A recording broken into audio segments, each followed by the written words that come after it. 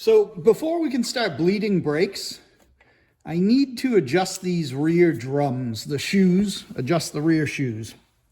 So this setup is a 68 and later.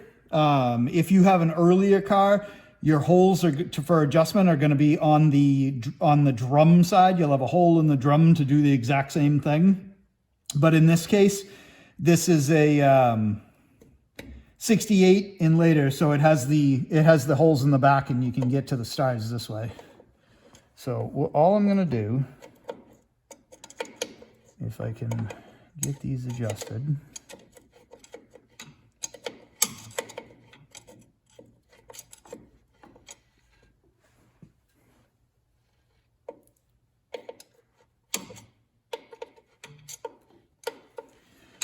So I'm going to adjust these. What I'm doing is I'm turning the drum and I'm adjusting one shoe at a time. And now I've hit the point where this drum can't rotate anymore. So I know I'm all the way, I'm tight. So I'm going to back it off one turn at a time. And right there is pretty good. And now I'm going to adjust the opposite side. And what this is doing is it's just putting the shoes closer to the drum.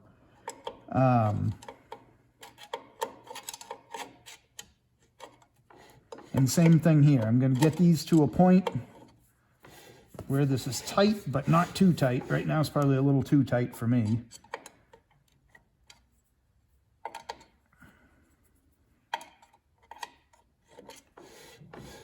Might be this one. Okay. And I've got this.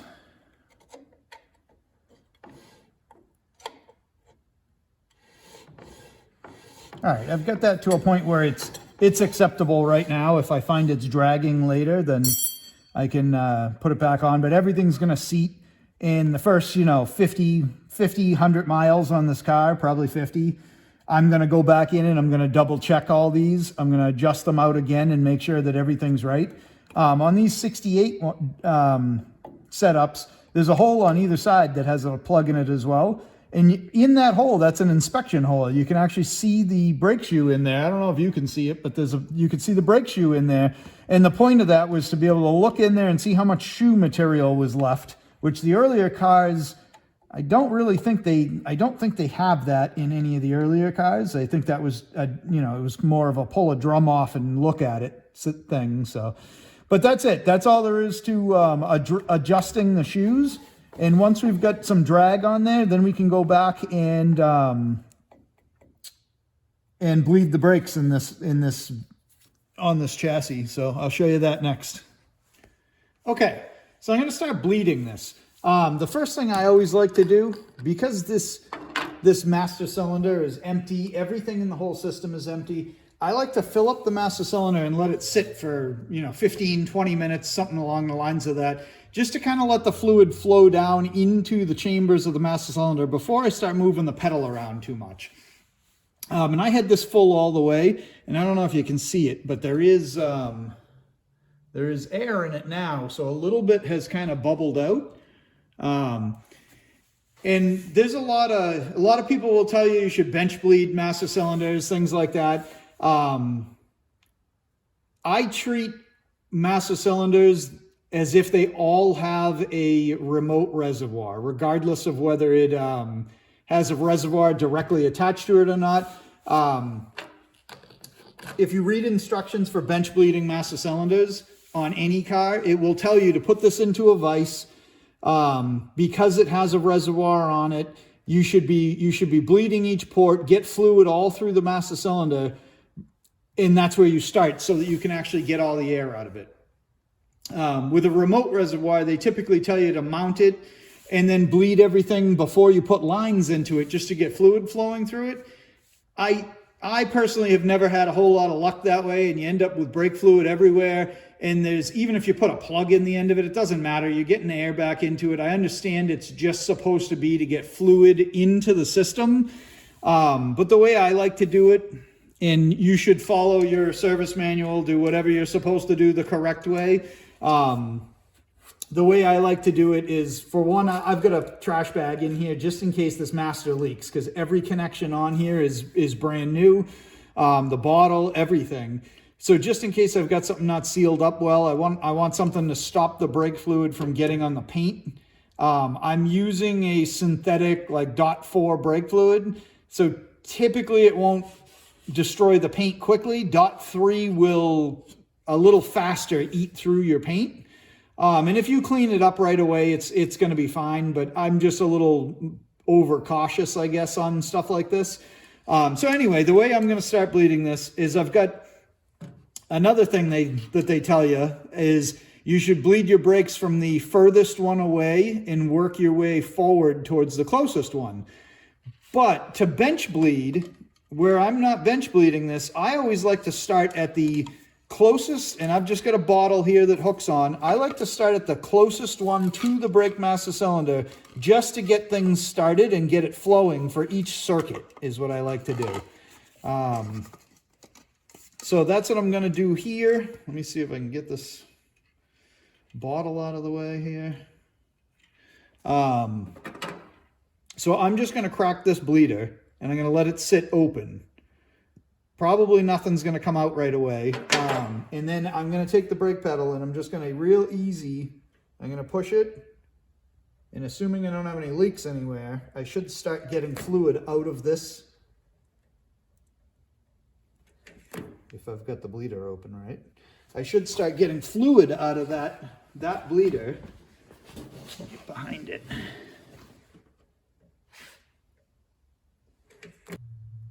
Okay, and as you're pumping, you'll start moving brake fluid through.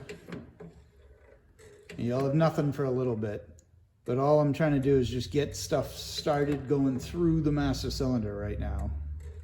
And actually, you can see, I don't know if you can see that, I'm starting to get some bubbles coming through this hose.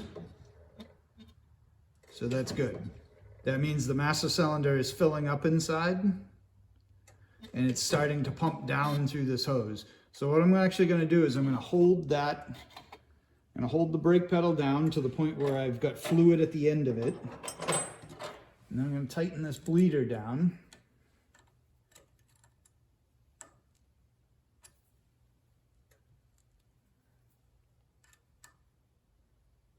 Okay. I've got the front part of the system started. So the way I look at that is like I've bench bled the master cylinder on the front circuit. So we'll move to the rear.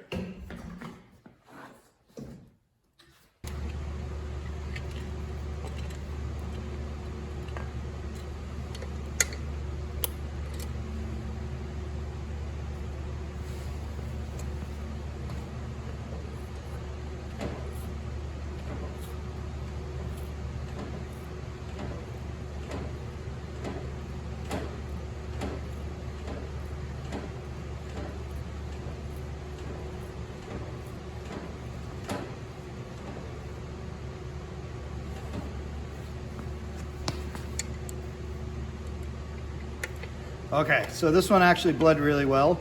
All the movement has got this one, got the air out to the end. So I know that rear circuit is beginning to fill. So I'm going to move to the opposite side, which is the furthest one from the brake master cylinder.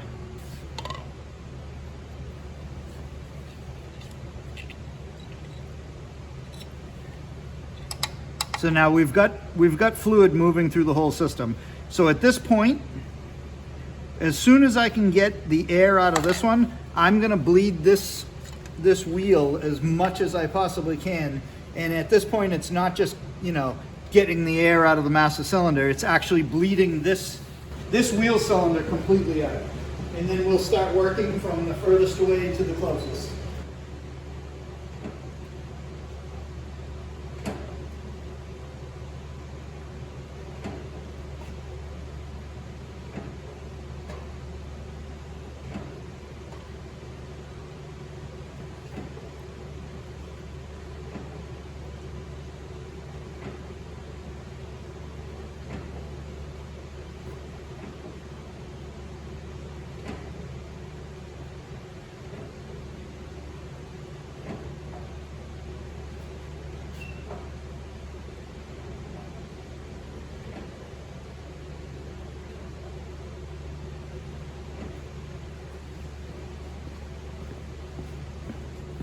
And if you bleed this out, I'm at the point right here, it's easy for me because I can see the back of the car because there's no body on it.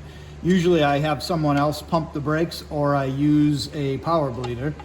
I don't have the proper cap to use the power bleeder right now. Otherwise I'd show you that on this one, but that's a whole lot easier and quicker. So this one, a lot of air came out of here right in the beginning. We had some bubbles.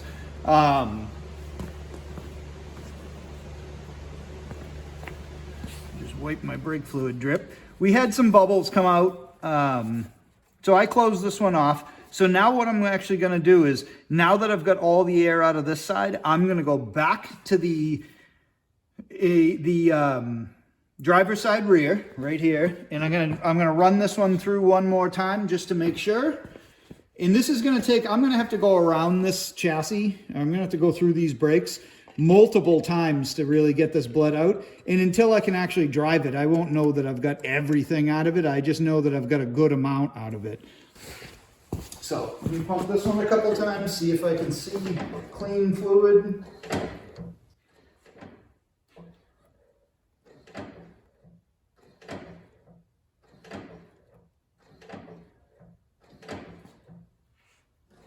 Okay. I'm pretty satisfied with that, with not having a ton of air come out of it.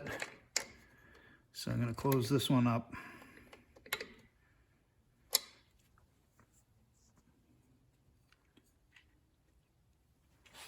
Okay. And now from there, we go to the back to the passenger side front and try to get the rest of this out of here, because this one, I think this one still had a decent amount of air in it.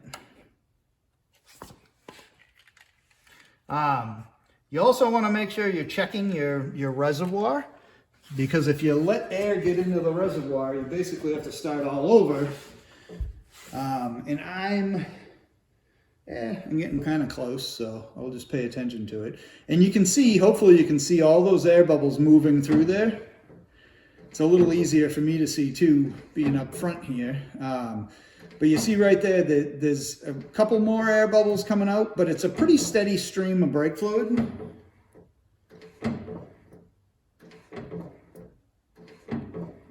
And these, you got to remember, some of these brake lines are going uphill too. So you got air coming out, going uphill pretty easily. And then you've got some brake lines that are, you know, got a dip in them where they drop down, and you've actually got to pump that air through that dip and out. Okay, I'd say that's pretty good right there. If you can, when you have multiple, people, if you can hold the brake pedal while you're doing this, hold it all the way down, and then let it up after you've tightened the bleeder, that's always the best way to do it, because then you're not pulling any air from, possible air from the hose or anything. But like I said, this is just a preliminary brake bleeding here. I'm gonna go through this. I'll bleed it out more once I, have the car rolling and on the road. This is just to get everything kind of working, get fluid into everything.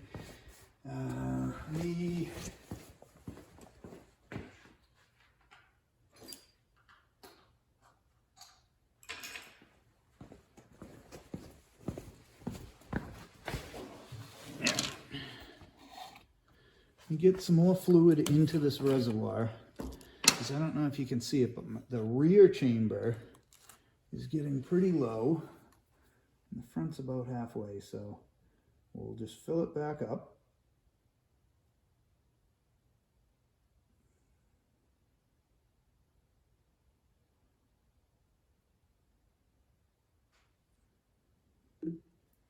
Okay, it's good and full.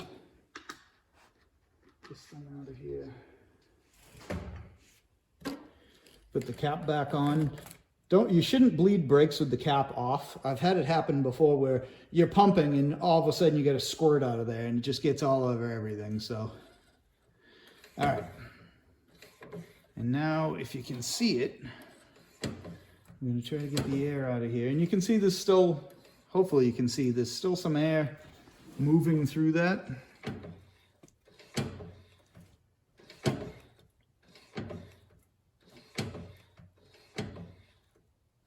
but I do seem to be getting most of it out right now.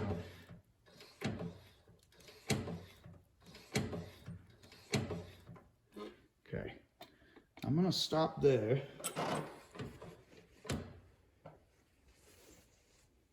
Find my wrench.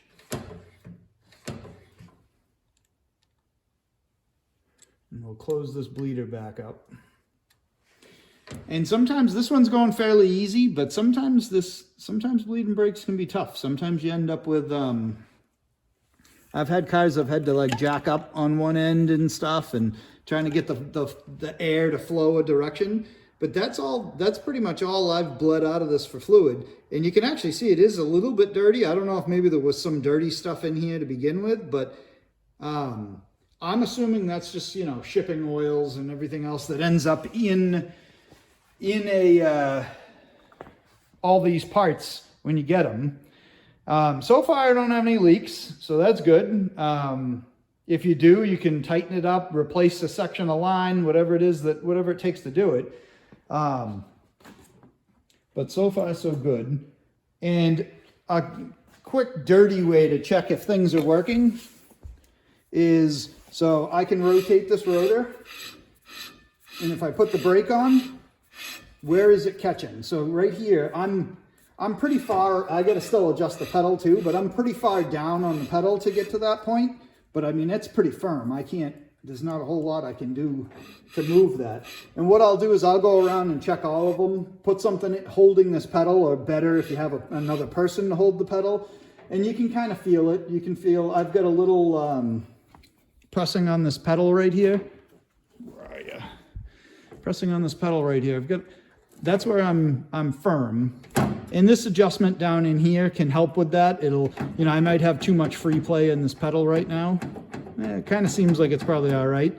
So I probably do still have some air caught in there.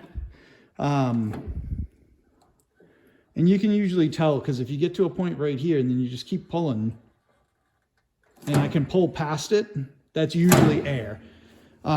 So what I'll do is I'll go through and you don't need to watch it, but I'll go through and I'll bleed all these brakes again.